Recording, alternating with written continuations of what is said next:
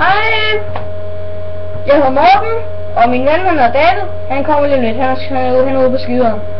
Ja. Vi får et problem. Skrid ude på skideren! Nej! Skrid ude på skideren, ude på landet! Fuldlæg vores plan. Hvis du havde fast nederlag som ham der gjorde, du skal ud på skideren!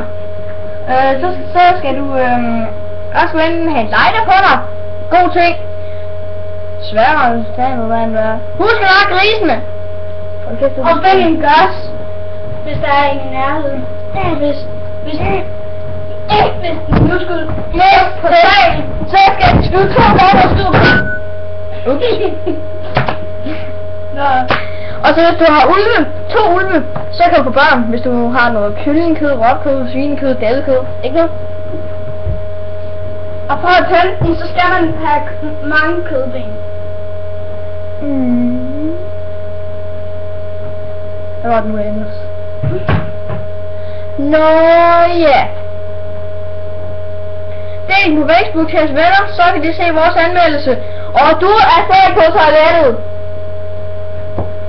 Og skal jeg ud og købe en ny vase til min far? Nej, den gik ikke i stykker heldigvis. Så vidt for helvede! Her er den! Giv mig lige den der. Kom ud. Ja.